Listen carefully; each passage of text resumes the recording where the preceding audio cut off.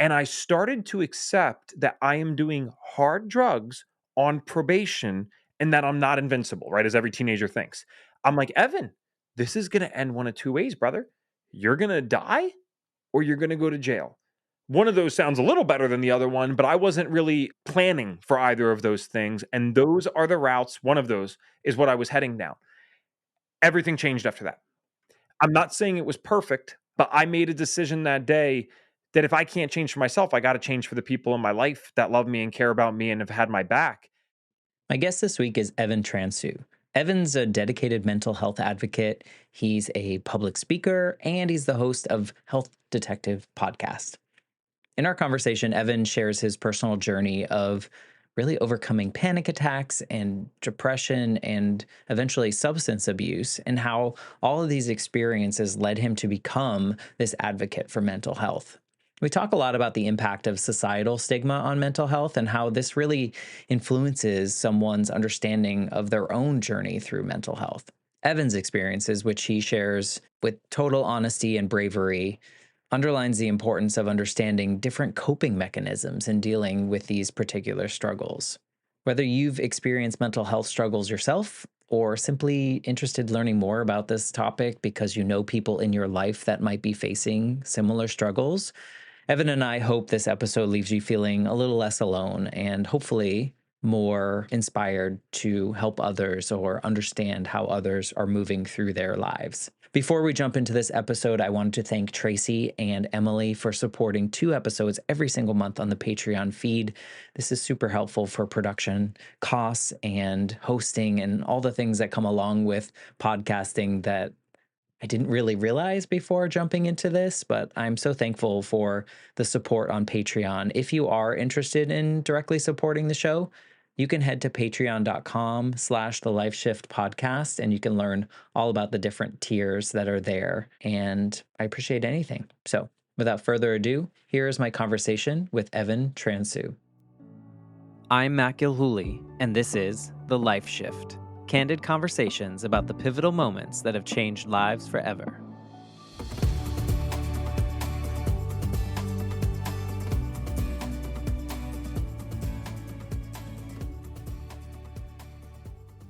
Hello, my friends. Welcome to the Life Shift podcast. I am joined today by Evan. Hello, Evan. Hey, thanks for having me. Thank you for being a part of this. And I was telling you before recording that I always get a little bit nervous with other podcasters, and you have your own podcast. So you're welcome for my awkwardness at the beginning. That's all good. You think you'd be most comfortable with us, but then you said you're worried about like, hey, we know what you're doing wrong. Everything looks good to me. I only got the neon sign like probably a few weeks ago, just to be clear. So your setup already looks better than I have for the last 4 years. Well, there you go. So I'm winning. So thank you for that. And it's just awkward because I think sometimes us as podcasters, I always feel like I'm a little bit like of an imposter because there should be a way that you do certain things. But then the longer I do this, I realize like we're all creating our own journey, and it can be however we want it to be. So before we get into your story, can you just tell us what your podcast is and what you do on it? Yeah, thank you. It's called the Health Detective Podcast, and that's by Functional Diagnostic Nutrition. So quite a mouthful. Health Detective Podcast comes right up. And what we do there primarily is we interview people who have been through usually kind of insane health challenges and then have overcome them through functional medicine. So not that I'm necessarily against what I'm about to say, but it's not hippie woo woo. I mean, these are doctors, nurses coming on, sometimes just average Joes like myself who have health stories, but very much sticking with the science based stuff and how we can utilize certain things to heal from otherwise seemingly incurable or unresolvable chronic diseases. So it's very cool for people out there suffering with maybe chronic health issues, autoimmunity, even cancer. So it's the Health Detective Podcast. Well, way to go, helping and serving the world through sharing these stories and these interviews, and maybe also healing yourself in weird ways. Yes. Through those conversations. Yeah, I love this podcast. I was telling you before recording, and if you're new to this podcast, this show all stemmed from my own personal experience, but it actually started as a class assignment. I did a bonus master's degree during the pandemic, and I took a podcasting class just because it scared me. And I was like, I'll never be a podcaster. I'm just going to do these assignments and carry on with my day.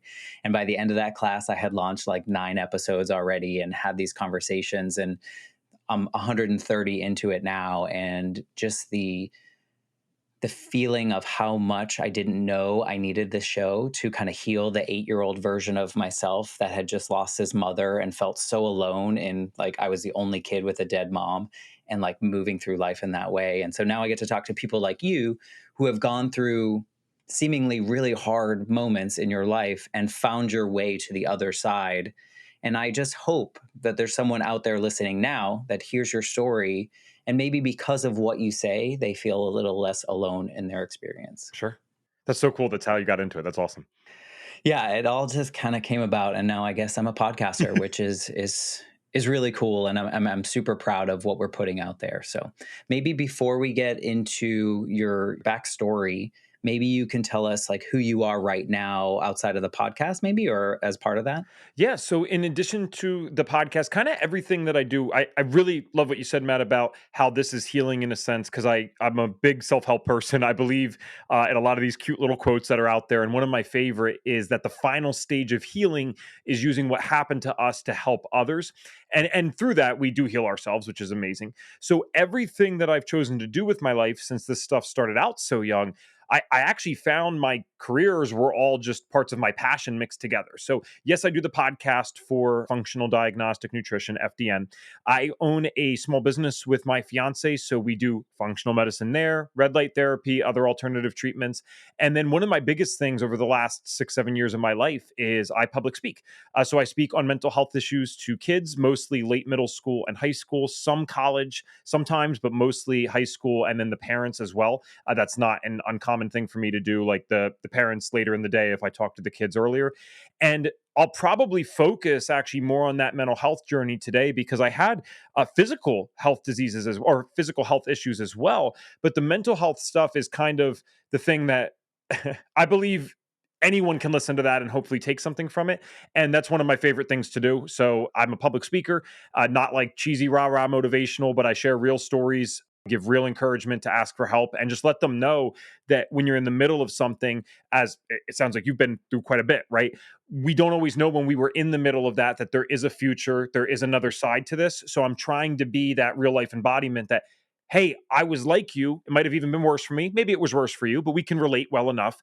There is another side to this. So that's what I do. My life and career is just all surrounded by these things that I went through, and I turned it into my passion and thankfully even some profit.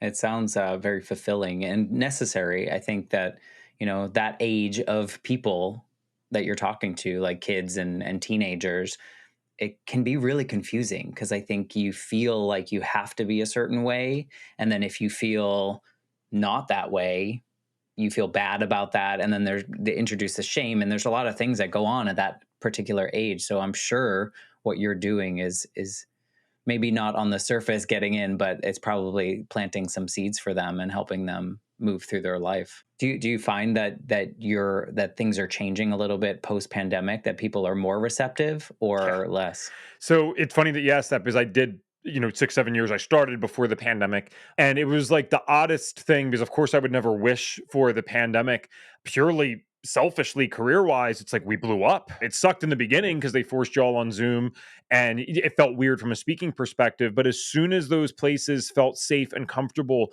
to bring people back in, I went from speaking, maybe a handful of times per month to I've done 20 presentations in a week. Some of which, just to be clear, are at the same school. I might do like 4 at the same school in a day, but it was like, whoa, what's happening here? So a bit of the right place at the right time. And again, to take the career side out of it, yes, we all need to make a living, but take that out of it. It just actually felt really cool to have a couple years of preparation before going into that because I would not have wanted to start it then. Having that preparation and then being able to go in, you know, I like to let other people take my strength that I've developed because I wasn't always strong, right? This is given to me by other people that helped me out. So I want to go in there and give them some strength so they can get through this. And the answer to your question is absolutely yes. It was actually very strange. It was almost eerie because when you go into an assembly, you can be the best speaker in the world. If you speak to 400 or 500 kids, there's always going to be someone that is going to act crazy. I was that kid. It didn't matter how good you were. I was already going to talk before you even started talking. So I wouldn't even know that you're good because I never even gave you a chance. And what was very strange about the pandemic is when I started going back into the assemblies afterwards, there were times, many times, where I'm in a room with 400 or 500 kids. These are 11th graders. They're ready to get out of there. And no one's talking. Everyone's listening. No one's screwing around.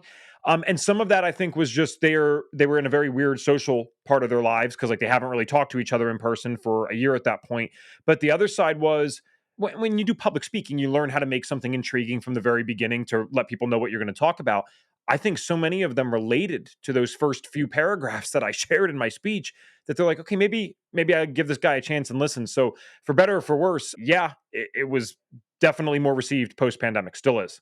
Yeah, I feel like the people around me also are just more in tune with themselves and there's more awareness in general of like how they're feeling and how things that maybe they pretended served them before, now they're like, no, that's not, I no longer allow that in my space. And so I was just curious if kids feel that way too, because it's a global trauma that everyone kind of went through. So there's this shared trauma that I think we all have that we can attach to and hopefully move through and move past Yeah, in but some way. I mean, Matt, there's clubs on it now. I was amazed. Like you're sitting there with because Like at I school? was yes, I was always like middle ground popularity. A lot of kids didn't like me. Some kids liked me, so it was not the worst. It wasn't the best. I certainly knew what it was like to be discarded by the most popular kids. Is my point. And you're going into schools, not every single one, but a lot of them were like dude, there's clubs with 40 kids that are coming to talk about mental health, and it is totally accepted. The coolest kids in the school, no problem with it. They support I it. love They'll it. come up after the speech and let me know that they even have that in their school. So it is, again, I really use this phrase a lot for better or for worse. I'm not sure because there's so many bad things that happened as a result of this, but I think we really might have seen the worst of the mental health stigma ever in the years prior to the pandemic. And I do think it's all upside from here. More people are dealing with it. I get that. But I think we might have permanently changed the stigma around this stuff into more of a positive direction when it historically really has just been getting worse and worse to some degree because so many people saw it, so many people experienced it. It was just like, it's stupid almost. There's no other way to say it. It's just stupid to be stigmatizing it because you know someone in your class, you know someone in your friend group who's dealing with this. Doesn't matter if you're the least popular or most popular kid. So, yeah, they're widely open to it. It's really astounding. Yeah, I love that. And I mean, it's mental health. It's like you wouldn't make fun of someone that like broke their leg, right? Or they had a disease of that you could see, like it's just what it is. And it's just part of our lives. So, I love that you're doing that. And I love that you're helping them. And unfortunately, better or worse, the way you might say it, they're leaning into it more. And I think that's a good thing. And you're able to bring your story. So why don't we get into your story? Maybe you can kind of paint the picture of what your life was like leading up to what you feel maybe was the biggest shift in your life. Sure. So everything started at 5. I have a bit of a different story. I don't think it's the most unique thing in the world, but it is different from the norm in the sense that I didn't actually have a lot of bad things happening to me when I was younger. Like what you've already described, I just met you, but what you've already described, I mean, that's tragic, right? I can picture what happens because of that. Whereas my life, two-parent household, only people they've ever been with, married still to this day for 30 plus years, treated well, middle class to upper middle class, depending on the year. Things were okay. And again, I had plenty of friends at high school, not the most popular, not the least popular. So things were good, but I started to experience these health issues at 5 years old. And again, I'll focus more on the mental health thing today because I think it might be more relevant for your audience and what they might want to hear and get inspired by. But the physical health issues were starting then as well. So at 5, I'm dealing with panic attacks occasionally. I'm getting like severe headaches, very bad stomach pains that are like to the point where, hey, do we go to the hospital for this? But they didn't happen every day. This kind of stuff probably only made up, 5% of my existence at 5 years old. And that means the other 95% of the time, I was a goofy, happy 5 year old that was doing 5 year old stuff. So we go to the doctor, and I'm 28 now. So this is 23 years ago, which is crazy to say, but 23 years ago, I think most of us that are listening, even if we're not, 28 years old, you could still picture how much the stigma and mindset around mental health has changed in the last 4 years, let alone 23 or 24 years. So when my parents and I went into the doctor, I don't remember much from 5, who does, but I will never forget what he said that day. And he meant well, it's not a bad person. He said, "This isn't something to worry about. Evan gets himself a little too worked up and he's going to outgrow this." And my point in mentioning that is, again, not to condemn this doctor, but to show that the stigma that happens in society also affects medical professionals. They're part of society. They might be more aware than you and me, but it still affects them too. I just don't think he thought a 5 year old was coming in with panic attacks. And so, especially with two parents that love each other and are treating the kid well. So what happened is, since I didn't forget that, and I wasn't getting taught about mental health in school at that time, as I got worse and worse, because I didn't get better, I got worse and worse. I said to myself, well, wait a second. Maybe not so literally, but the doctor is smart. The doctor's this authority figure. They said, I'm going to get better and I'm going to outgrow this. I'm not getting better. If smart doctor can't figure this out, I must be the problem. And this is something that I shouldn't share with other people. So the irony is, the worse my health issues got, particularly my mental health ones, the more I became quiet about this stuff and really tried to hide what I was experiencing. And Matt, this went on all the way for another 10 years, to the point at 15. That's when things really started to shift. This wasn't something that I could hide and still maintain some level of normalcy. Like, up until then, I had many bad days, but I could do well enough in school. I was straight A's when I was younger. I sucked at sports. It was all a school type of thing for me. I went from straight A's to like A's, B's, maybe an occasional C plus, but nothing, that I'm getting in trouble at home with. 10th grade, it was bad. That was when I was getting my first F's. I'm literally failing classes. I'm not able to keep up with stuff anymore. And looking back, we now know that's when these depression symptoms started to kick in. So it wasn't, not, I don't want to say just as if it's nothing, but it wasn't an anxiety problem alone anymore. Now depression was mixed in, and depression, man, that changed me as a person. That changed my personality. And I stopped caring about this stuff. Maybe I didn't care, or maybe I didn't not care, but it wasn't my top priority anymore. And I stopped worrying about that. And it was the first time I ever humored drugs. All my friends around me, they weren't like doing them heavily, but they had all, smoked weed at this point or drank alcohol. I was so against this, total straight edge. And then I finally gave into these things. And I didn't really, funniest part is, I didn't really like it when I first did it, but it was something different. That's the only way I can conclude it looking back. It was just different. It took me away from what I was worrying about. I was a little freaked out because I was like high off weed, but I was more worried about that than I was the rest of my problems. And it was just something different for the first time in 10 years. And that was the beginning of the end for me. When I started to deal with depression and then use these very negative coping mechanisms, it is the most stereotypical story of drug abuse you could imagine. It starts with weed and alcohol, doesn't work out. Now I'm getting different things that no one in the friend group's doing. So what was interesting to it, probably a better word for that, but what was interesting to me is, I go from the last person in my friend group to ever try a drug to, within the first several months of doing these things, I'm the one with the biggest problem. I'm the one that's willing to experiment with things that no one else has even thought about. They don't even know the name of it, let alone have they tried it. And so I'm abusing benzodiazepines. For those that don't know, that's like the category that Xanax, Klonopin, Ativan, Valium fall into. So I was self-medicating. I was literally abusing drugs that were medicating my anxiety and depression. I was just taking them in way too high of doses for anyone, let alone a 15-year-old.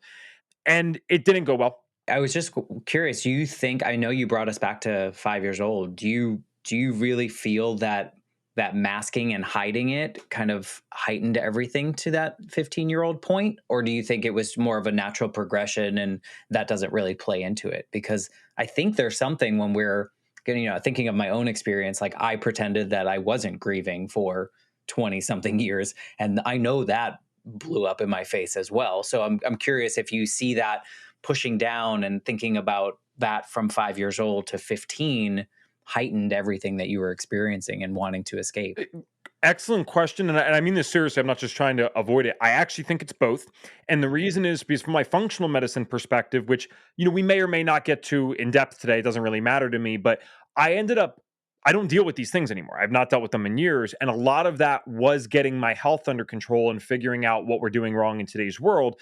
But at the same time, the stress of, over time, thinking I need to hide who I am, losing my identity as this once like nerdy, happy kid who would have, like, if someone else was being bullied, I would have stepped in and stopped that. And now at 15, I'm the one being the a-hole to everyone. I'm miserable. I'm embarrassed that I'm good at school. Like, it was just the stress from that 100% made it worse too. So absolutely. And it's like a compounding shame that comes with it too, because you're like, I should be this way, but then I'm not, but then I'm a jerk. And then you have the shame because you're that way. And then I can understand that. Plus, let's not forget, like, as a teenager, you also have all these other hormones and things changing in your life. And so like everything, I can see how that would kind of lead you in the way that it leads other people as well. So it's not like you were unique in this situation in which you found something to mask or help or hide or escape. I guess maybe those drugs were really your escape. Were they helpful? Like in the sense of when you would take them, were you not as bad in your mind? See, Matt, that's a question a lot of people don't ask, but it needs to be asked more because people don't do things that don't work.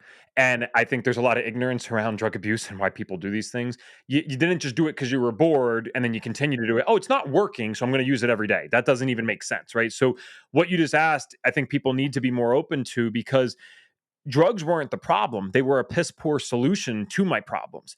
And when I first did it, like I said, it actually was uncomfortable. I felt very uncomfortable and anxious with the idea of being high, especially off marijuana, but it was distracting. The worst thing I ever took was a Pralazam, Xanax, because that actually does reduce anxiety in probably 90% of people that take it. So I was no longer anxious. That's for damn sure. When I took that, I felt no fear. I was crazy with what I would do on that. But again, you're trading problems because that was at the cost of one, I mean, completely blacking out, not remembering what I was doing some nights. Extreme bouts of anger would come from that. And I don't even remember it. So you're getting into fights with people or causing issues somewhere.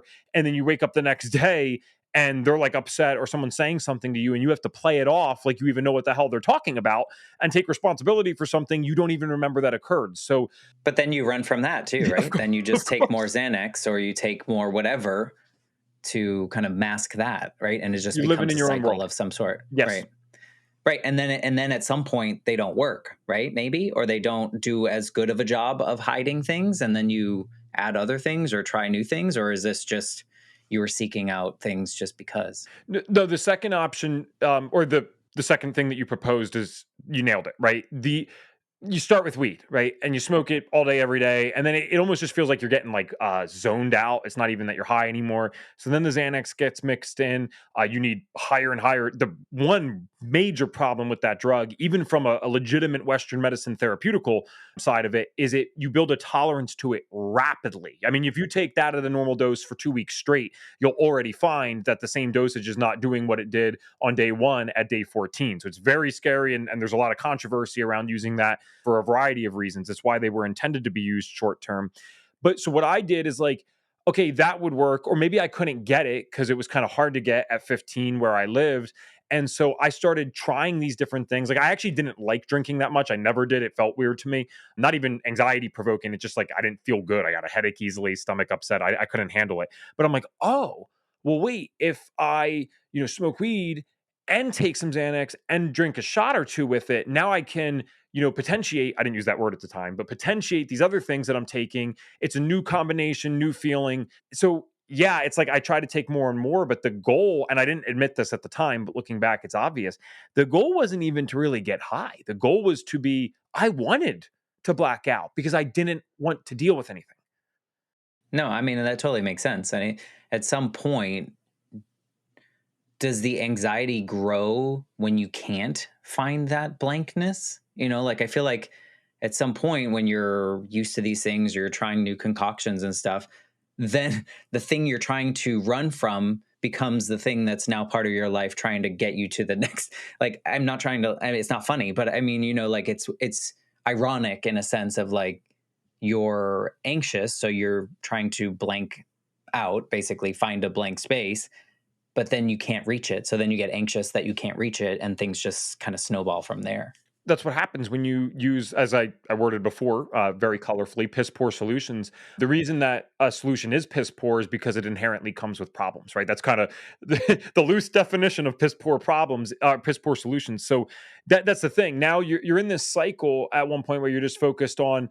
There's a new focus in your life of like, okay, I need to get the drugs, then I need to do them, then I need to hide them, then I need to find a way to get more. I need to do them, I need to hide them, and again, you really end up living in your own world. I It's think exhausting. yeah, right. I think many people that have done this would resonate with the idea of living in your own world because now you're so far removed from the core of the problems that if you came to me at 17 and asked, what's your deal, kid? I don't even know if I could have answered you accurately because I forgot. Oh, wait, I am doing this because for 10 years I never tried a drug, but I was getting worse and worse with my health. It was so disconnected from the core of the issues at that point. Were you functioning in like school and things like that, or was it all just blank? Like, were you going to school and graduating and all those things? No, 10th grade I got through. I cheated on a lot of stuff. I was selling drugs Because at a you didn't certain point. care. So I'd literally pay people to be like, "Hey, here's 20 bucks. That's a lot in 10th grade, right? Give me the test answers, whatever." They were fine with that. 11th grade, I couldn't really fake. So basically the way it worked is my cumulative GPA was very high for my good grades at one point. So as I was plummeting, I could survive like 1 year of this. End of 11th grade, my cumulative GPA for high school is now a 1.8. And then I made it 17 days into my senior. That's the literal number, 17 days, including weekends. And I got kicked out of school, arrested, and sent to juvie. So no, it did not work out. Is that a breaking point, or is that just a bump, a speed bump? Well, you know what? That's probably a point worth sharing. So if I can, I'll probably go into that a little more in depth. And then the rest of this is probably purely. This is your story, so Thank you. So after getting kicked out, that was definitely a wake up call to me. It was like an earthquake shock factor because nothing bad. Like, I hadn't really experienced a lot of consequences. I was getting away with this at school. I'm coming in high. I'm sneaking by my parents. They kind of know something's wrong. They have no idea to what degree. I was doing crazy stuff. Like, we lived in the suburbs, so there's some farms around. Like, I was almost too sneaky for my own good because I said, okay, well, they can't catch me at home if I never bring the drugs there. So I had a waterproof backpack, all my stuff in it, even the stuff I'm selling. I'm about to pull into my house at the end of the night. I'd throw the bag into the cornfield and then I'd go home so I could smell, but they can never prove, other than with a drug test, I suppose, what I'm doing. And they would never know the weight of what I'm doing because I'm hiding the stuff as soon as I leave that or I come back to the house. They have no idea what it is. So that was shocking, but it was almost too much at once because within a 2 week span, I end up, like I said, getting arrested, going to juvie, spending my 18th birthday on house arrest because I was turning 18 September 30th. That's my birthday. I'm like, whoa, what is going on? And it wouldn't be for a few more months that I kind of have this major, kind of dramatic aha moment.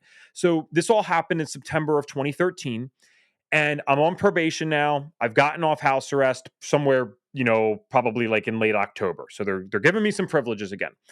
And what was happening with those privileges is I was allowed to go out, like I could go see friends, but I had curfews, all this kind of stuff. It was a very weird situation because I got on juvenile probation 13 days before I turned 18. So when you become an adult on juvenile probation, it's a weird overlap of what you're allowed to do and not do. So New Year's Eve came around that year. And I've skated by for another 3.5 months. I am not using drugs every single day, but I am using drugs on probation. I went to the doctor as an 18-year-old young man who can go to the doctor privately and got a prescription for Xanax. I told him I had anxiety, which was true. And so now I'm prescribed the thing that I'm getting drug tested for, and I can fail that test, and there's nothing that they can do. I mean, it was really insane. And New Year's Eve, again, I want to make this clear for people because I don't have enough time to explain everything today. It's not like my parents or probation officer are dumb, but what the whole point of probation is, ideally, even though this doesn't happen very often, is some type of genuine rehabilitation. So there are little deals that are made. It was, okay, well, you can go out on New Year's Eve because you are an adult and you are going to be off probation, hopefully sooner rather than later. And we're going to need to make sure that you can go live in these environments again and do these things without going back to how you used to be. So, yeah, you can go out. Here's the rules, though: mom and dad drop you off, mom and dad pick you up. If they accept that, then you're allowed to do this. So, my mom and dad were going out anyway. They're not big drinkers. They're like, okay, cool. We'll pick him up. He seems like he's doing well. They all thought I was doing okay. So, I go out on that New Year's Eve, Matt, and I made it about 10 minutes into hanging out with my friends before I just started drinking and doing drugs, just like I always did. The most obvious thing possible, it's New Year's Eve, for gosh sake. I get picked up by my parents at 12, and we get in the car. I haven't mentioned we yet. So we is myself and my girlfriend of about 4 years at the time. I won't mention her name on this podcast. And so we've been dating already for 4 or 5 years. And I convinced her to do a lot of the same things I did that night, but she wasn't quite as into that stuff. And by not as quite as into that stuff, I mean, she probably did 10% of what I did. So when we get in the car, it's a little more obvious that she's messed up than it is that I messed up. And we made it about 30 seconds into the car ride, like, pulled out of the neighborhood, driving down the road. And she repeats a full sentence to my parents because she's so drunk. Like, she answered the question twice. And I'm looking at her across the seat. I'm like, are you kidding me? Like, shut up. What are you doing? This is crazy. She's gone. There is no bringing her back now. She's making it very obvious that something's wrong. And I realize I'm going to jail tonight. Game over. My parents love me, but they're still firm. I'm going to jail.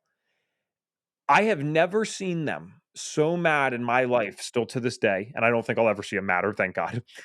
They slam on the brakes in the middle of the road. My dad turns around and he is screaming at the top of his lungs at my girlfriend. Now, I'm really confused at first. I grew up with a younger sister and I've gotten in trouble with her. So I kind of thought it was one of those things where one of us gets it first, the other one gets it next. And so I'm waiting for them to yell at me. They never say a word. And after maybe, I don't know, a couple minutes of this, I'm like, oh my God, they raised, I probably didn't say it like this, but I'm thinking something along the lines of, they raised me better than this. They can't even comprehend how messed up I am, like in life in general, that I could get into their car on New Year's Eve on probation while actively getting urine tested on drugs and alcohol. It was beyond their comprehension that someone that they raised could be acting like this. So they don't say a thing to me. We drive home in silence. And when we got home, that's where things started to shift. I was very good at blaming other people for my problems at that point. When I said people that abuse drugs live in their own world, I mean, like, you literally live in a delusional world of your own. So I was at fault for none of this. This was all the world's fault. I'm a victim. Why do I have these things? This is everyone else's fault but mine. So instead of taking responsibility for getting my girlfriend, drunk and high that night and her getting caught and saying, "Oh my God, I'm so sorry," I yelled at her for making it obvious. And when I yelled at her that night, I probably had done a lot of stupid stuff. Nothing physical, to be clear, but you can still hurt someone very bad verbally. I think we all know that too well. I said things to her you don't say to anyone, let alone someone that you love. And the last memory I have of this person is her just crying for about an hour straight before, you can call it went to bed, but it's really just passed out. And when I woke up in the morning, Matt, I realized she had already left. Now, this was not like her at all. This was very weird. And I'm starting to remember the things that happened the night before. I wasn't blacked out the night before. I was conscious of what occurred. But I'm like, dude, this is whoa, whoa, whoa, whoa. You cannot say those things to someone. And I started to actually have this kind of realization moment.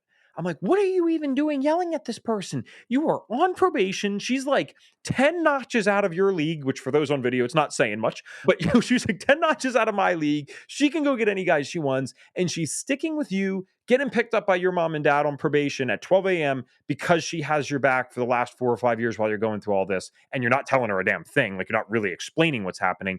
You better call her, say you're sorry, tell her how much you love her. I don't think I've ever said I love you out loud. I sent like ILY on text for 4 or 5 years. And so I grabbed the phone to go call her. And I'm just going to spit out all this stuff beforehand. I'm not even going to let her talk. I'm just going to say everything that needs to be said. And hopefully she responds well. But I was too late. And she's okay. She's alive. I don't mean it like that. But she didn't answer me. And normally, no matter how bad I screwed up, it was one of those toxic relationships. I could still get her to answer. I could still get her to say something.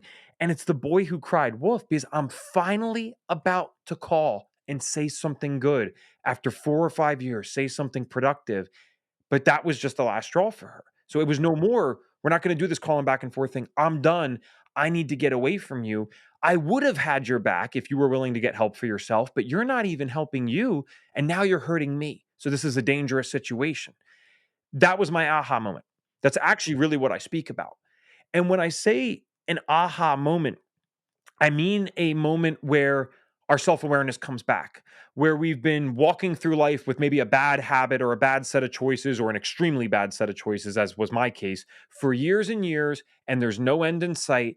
And finally, something snaps us out of it. And I started to accept that I am doing hard drugs on probation and that I'm not invincible, right? As every teenager thinks. I'm like, Evan, this is going to end one of two ways, brother. You're going to die or you're going to go to jail. One of those sounds a little better than the other one, but I wasn't really planning for either of those things. And those are the routes. One of those is what I was heading down. Everything changed after that. I'm not saying it was perfect, but I made a decision that day that if I can't change for myself, I got to change for the people in my life that love me and care about me and have had my back. And what I always tell people, is don't wait for those things for an aha moment. Sometimes we're waiting for a sign or a signal to get us in the right direction. I would hope a podcast like this can maybe be that before something really bad happens. Because the truth is, I'm lucky. I'm lucky to be alive and be able to share a story like this with you. So thanks for giving me the space to explain all that. That's kind of the context, but that's what happened. Well, it's kind of interesting too because you were in this victim mentality and then, you had this experience. And I think a lot of people that lived in that victim mentality might, if their girlfriend didn't answer, they might revert back to that victim mentality and be like, "See, I'm fine. She's the one that's all messed up," and like continue playing the blame. And so, it's interesting to like look around at all those moments. Is it your parents like finally, seeing how they see someone else that was in a similar situation, but maybe not quite as bad as you were, but you were better at masking it or hiding it because of the circumstances? It's so interesting to look around that moment and see what was it that woke you up. I'm not asking you because you might not actually know which piece of that is, but it's so interesting because we are creatures of habit. And so if we're so in this, I mean, I did the victim mentality forever. My mom was dead. Like that was everything that went wrong. It was like, well, my mom died. So like I can't possibly be good at this, or I failed because she's dead, but she died when I was 8. Like it, all these things. And it's so interesting to me that you were able to, and good for you, to like wake up, like, and see the damage that you were doing to not only yourself, because you probably saw the damage that you were influencing her, your parents, you were blindsiding your parents for so long, in a way because they loved you so much. So good on you for having that moment because I don't think a lot of people that were in that situation reach that moment. So It's teenage love, Matt. That's I don't know because it's a good question. And I know it wasn't literal, but I always kind of wonder, still to this day sometimes, was it the icing on the cake with all those situations, or was it that particular thing? Because I months ago I got arrested, kicked out, all this stuff, and I still didn't change. And I think there's something to be said about that teenage love, or just your first love. Maybe you didn't love someone when you were a kid. That's fine, but it's powerful. And to be sober the next morning and realize, dude, you made this person cry for an hour. They didn't do anything wrong. I was still human. I was messed up, but I was still human. And that wasn't acceptable to me. That something needed to change. well, and you mentioned, I'm sure there were times where she was disappointed in you or you did things that weren't, before that, but this was it. This was like, she did those drugs that night so that you would be happy, like, and she did that for you. And now you're the one yelling at her because you're getting in trouble. Or did you even get in trouble with your parents? Did they eventually know? Or They only knew years later when I started getting myself well, I started getting myself on track relatively quickly, but they didn't know these types of stories until years later when I said, "Yeah, no, that's what I was doing that night." That's because they kinda always wondered, like, "What the hell happened?" It almost seemed like the oddest New Year's resolution ever because it was timed with New Year's. And my probation officer was curious because I went from I never, ever talked to my probation officer. He had to meet with me for an hour a week. I sat there. I thought I was the toughest kid in the world, arms crossed, head down. I know he's got a schedule. I'm not saying crap to you. And now I'm like pouring my heart out by the next week, crying in the sessions. And so they must have thought this was associated with it. I'm just like, yeah, no, it wasn't a New Year's resolution. It's just ironically well timed. But yeah, no, they do know all these things now, but they're like, yeah, we had no idea. And again, they're not oblivious people. They couldn't wrap their head around why I would do that or that I would even be so dumb as to do that. And the problem is when you're living in the drug stuff, you got a million answers for anything. So I'm already thinking this is what I don't mean for people to be so skeptical of their loved ones if they're dealing with this type of stuff, but you do need to assume that they're 3 steps ahead. Because if my parents said to me, well, hey, you smell like alcohol. All right, you know what, guys, everyone was taking a shot at midnight. I just said I would do that. So now I'm admitting to something, but I'm underplaying. Well, no, I've actually been drinking since 7 p.m. and I can just hide it well because I do this all the time, unfortunately. So right, and it's better than lying. yeah, it's like a half Oh, I truth. don't know what you're talking about. Right, exactly. If you own up to something, it seems like you're telling the full truth and not the whole Yeah, thing. you become a master at that, unfortunately. Not a great skill. Yeah. So, like I know we started this like about this mental health piece, which really probably triggered so much of this journey for you of escaping essentially. When you find this awareness, how do you get a hold of it without running down the drug lane again? Or do you have a fear of medication? Or is therapy a thing? Like, how does life change in a way when you have used all the things that I guess technically you're supposed to use in a medical sense, but you use them differently? How do you find a safe space with that? Yeah, well, great question. So, I not only had a probation officer, but because of the nature of how I got kicked out, I had like looking back, what was probably like a standard psychology type counselor. Okay. I had these other people I didn't understand. I just knew that they showed up every week, but I had these different people in my life for a reason assigned. And so it was thankfully at this point a fairly easy transition because these people were going to meet with me that week anyway. It's my choice as to whether or not I participate. And I don't know that it was such a conscious choice. It was just the next logical step. When they came in that next week, I started talking about some of the things that I thought and some of the things that I dealt with. And that, hey, I'm not just because I got kicked out for a fight. I didn't even mention that. It was like there's a whole story there, but this was a fight revolving around drug stuff. And when I'm talking to them now, I go from just, oh, angry, violent kid to, hey, I struggle with this stuff sometimes where I get for like 20 minutes, I think I'm going to die and I feel like I can't breathe and I get dizzy and I almost disassociate and I'm super scared.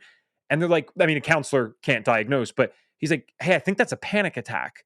And then I say, well, sometimes, actually, for the last 3 years, really, most of the time, I don't feel like there's a point to my life. And I wasn't not doing school because I'm lazy, not smart, or don't care about my parents and what they think. I just didn't think there's a point to any of this. So why would I bother doing something so stupid like the homework tests or these dumb quizzes? And he's like, yeah, man, that sounds like depression. You lose motivation to do things you once enjoyed. Is that's what happened? I'm like, I haven't enjoyed anything other than drugs in a few years. Right. And so I was getting these realizations. And listen, some people could go through this and you might get diagnosed with something that's much less common. It might be, a bipolar, which is it's common enough, but it's certainly less common than panic attacks or a major depressive disorder. So what was actually something to rejoice in for me with this is as I'm learning about these things that I deal with, I'm finding out because people will lie, but you can go on Google and search the stats. I'm like, there's millions, tens of millions of people who deal with this every single year in America alone, let alone the rest of the world. So there was now some people are so against the labels, and I can understand that perspective too. For me, I was so happy to have a label for what I dealt with. I'm realizing I'm not crazy. That's what I thought my whole life.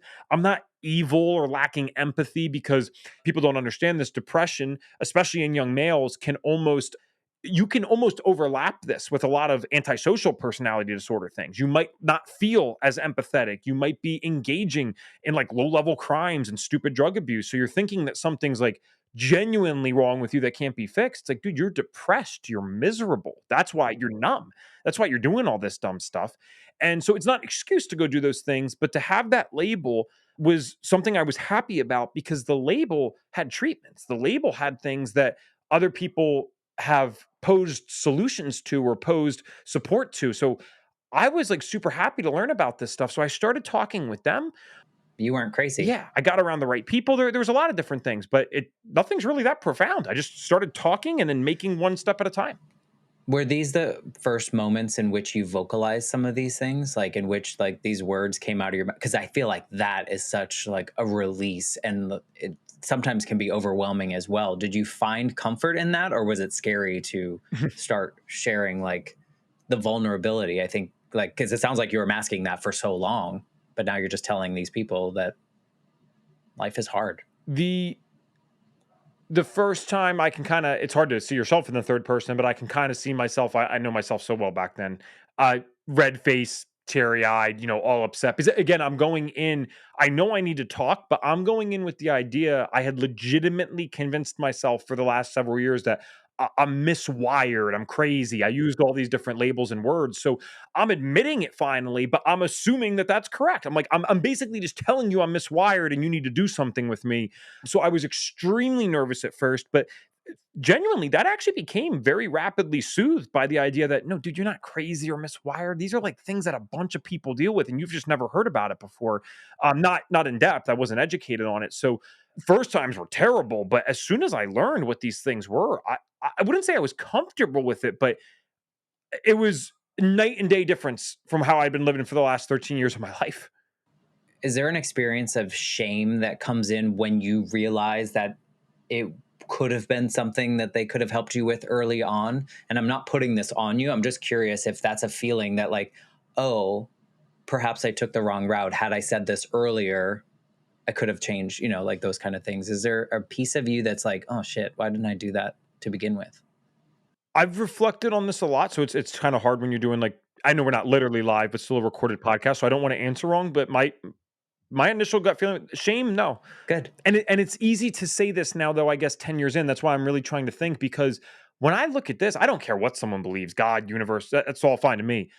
This happened to me exactly how it needed to because of what I've been able to do over the last 10 years. It's like it's almost as if I traded this 13-year period of my life to go have meaning for the next 60, 70, 80, however long I'm here. Maybe less, maybe more, I don't know. So, yeah, shame, thankfully no, not shame.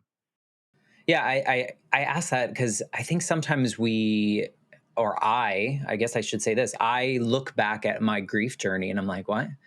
I should have done what I did at 30 something when I was 12, like, or when I was 8, all those things. I'm like, all those years that I took hiding from this grief because I thought everyone just needed to see that I was going to be successful. So I poured myself into everything else, making sure everyone else was happy, when really behind all that was just a miserable kid, an 8-year-old just growing up, being chronologically older, but still stuck at Sure. 8. And then I look back and when I found my therapist and I found the right therapist and started like saying the words out loud, and she was like, you realize you've made every decision since then with that 8-year-old fear of losing someone else. And when she told me that, I was like, that's like the easiest thing that I wish I could have realized. And so there was like this, like, how dumb am I that I didn't do that? So that's where that question came from. And just the sense of like, I can understand how that could be, but I'm glad it wasn't. Yeah, maybe Matt, that's such a good point because, like, I mean, again, we're going 10 years back, and obviously, if you, it sounded like you said you did this around 30, so you're already fully adult, even brain wise. It's like, my gosh, 18 to 25, your brain's still developing. I'm still getting out of being a literal kid and teenager.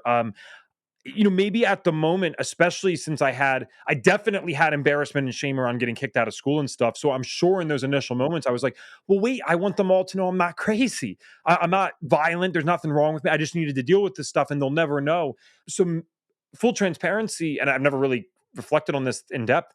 I'm sure part of my journey, especially speaking in schools, was deeply personal in the sense that not only do I want to help other people, I want to prove to myself, I want to prove to others that no, no, no, I'm not crazy, man. I can go help people. I had something wrong. And I don't think that should be one's primary motivation, but I don't think it's inherently bad either to have 10, 20% of it be, hey, no, I want to prove to myself and others I can do this. I think that's okay. Maybe I'm wrong, but if it's not the only reason, I think that's appropriate. So yeah, looking back, it's like there was probably a lot in that initial stage of like, no, I want to finish my senior year. This was supposed to be the only good year of schooling from 5 to 18 and I don't even get to enjoy it, right? So yeah, there probably was something back then, but thankfully now hindsight's 2020, but I wouldn't the only thing I would change is how I affected other people negatively. I would do this 10 times over to get to experience what I've experienced in the last 10 years.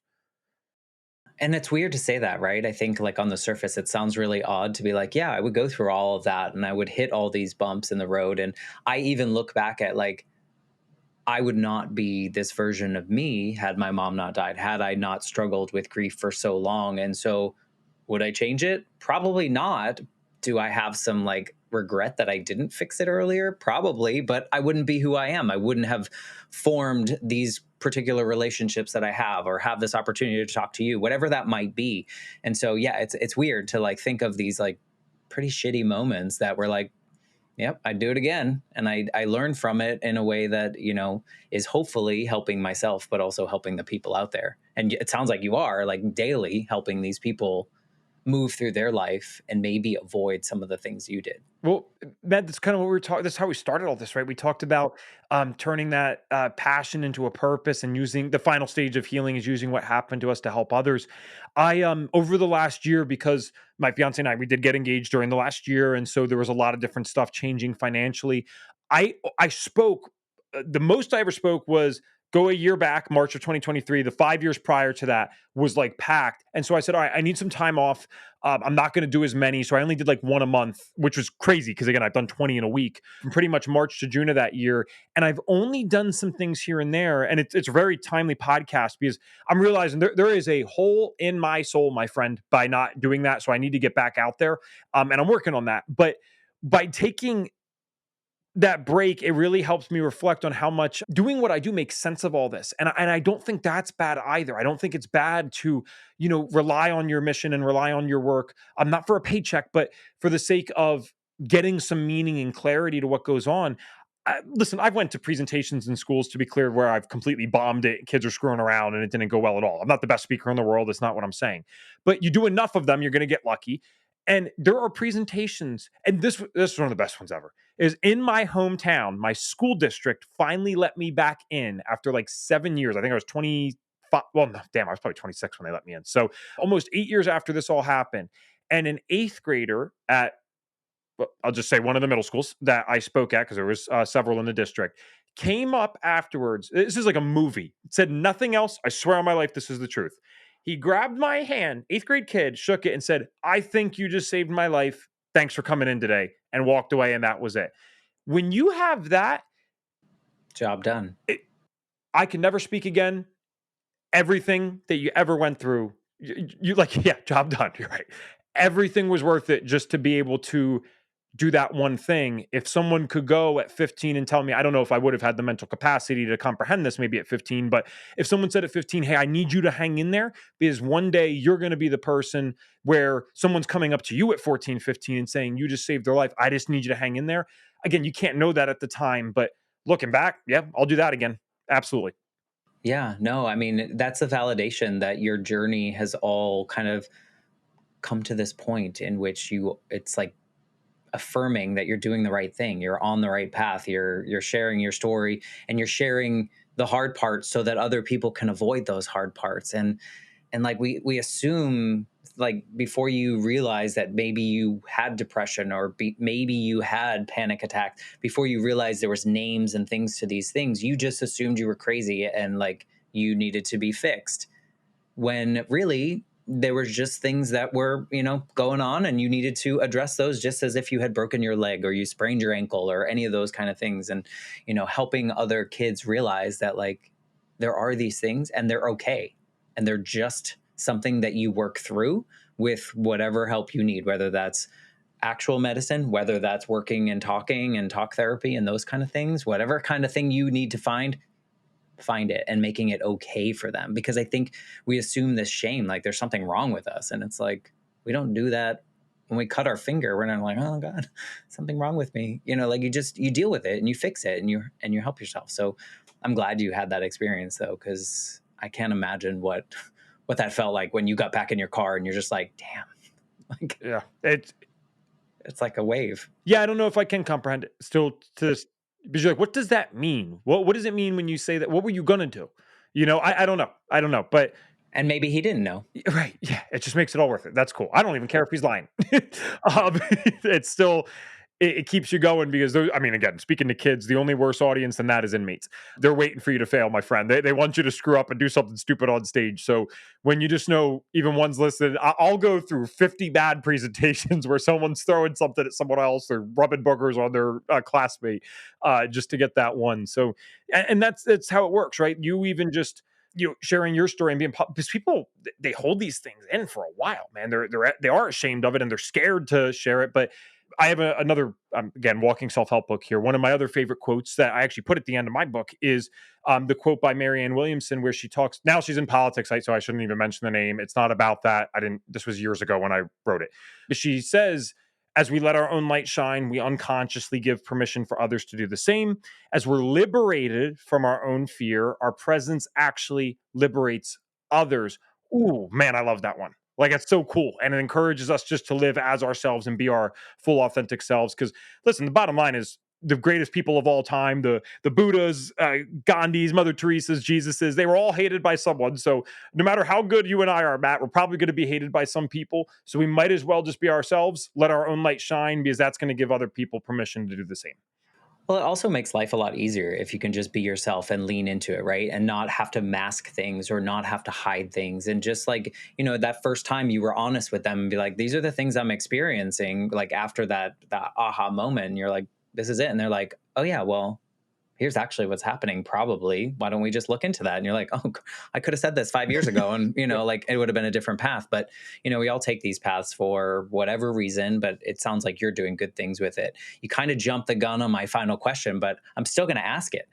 I'm curious if you could go back to Evan when you and your girlfriend got in that car or were about to get in your parents' car that night. Is there anything you would say to Evan, not to your girlfriend, but to that version of you? Right before the car. Yeah, right before they picked you up and you knew your girlfriend was doing drugs and you were also doing drugs. Now, whether or not he'd listen is a different question, Matt, right? But what I would say, knowing what I know now, and I've never been asked this particular one, so it's a really good question, is I'd say, dude, enough's enough. Go in and be honest, tell the truth. New Year's resolution or not, whatever it is, you got to figure this out and just say enough is enough. Because my parents actually, they don't live in a bubble. They're very aware of what happens in the world and that kids do stupid things. They were kids at one point. They've always been very realistic with that, and I appreciated and respected that with them as I was growing up. And if I just went in and was honest, said we screwed up, I promise I'm done with this, they would have received that. They would have been a little upset, but they would have received that because they know I wouldn't have said that being dishonest. There's no point. So I would have just said, dude, enough's enough. Stop wearing the mask. You're exhausted. You use that word too. That's a word people. Again, you get a lot of this stuff. It's really nice talking to you. Yeah, I was exhausted because putting on a mask every day is exhausting. Living a fake life is exhausting. So you're tired, dude. Go home. You're safe. You're good. Your parents will be a little upset, but now they know at least why you guys are being weird or she's being weird, whatever. And let's figure this out tomorrow. So again, I maybe it could have been something more profound, but what came to my head initially is just enough's enough. I needed enough is enough. Yeah, I mean, I think luckily you hit that point. The sad part of that point is that there was a victim in Mhm. that, and those are the things that we have to. This is just part of life, and the things that we have to accept and we have to move through. But good on you for what you're changing in the world. If people want to like be part of your orbit, be in your circle, read your book, be connected with you in any way, what's the best way to get a hold of you? Yeah, thank you. So evantransue.com. So evantransue.com would be great. Health Detective Podcast. And we didn't really talk about it today, and that's my choice. It's all good. But Bucks, Bucks, Bucks County Light Therapy.com is where we do the functional medicine thing. You can read my full physical health story there. We work with people not only throughout the country, but actually even globally as well. So thank you for allowing me to share all those things. Yeah, I'll definitely make easy links in the show notes so people can just click on those. They don't have to spell things out while they're driving Fair down the enough. road. So thank you for sharing your story, though. I think that unfortunately, fortunately, I don't know which word to use there, but there are going to be people listening that can relate to the experiences that you had and see how you're able to use those things moving forward to probably heal yourself in every little speech that you do, but also heal other people just by listening to you, even if it's not in the moment, even if it's like, oh, remember 3 months ago when Evan came and talked to our school and he said this? Now it makes sense, So you never know how long that's going to take, but thank you for what you're putting into the world. Thank you for having me. If you are listening and something that Evan said resonated with you, or someone that might need to hear it directly from Evan, please share this episode with them. We would be so ever grateful. And with that, I will be back next week with a brand new episode of the Life Shift podcast. Thanks again, Evan.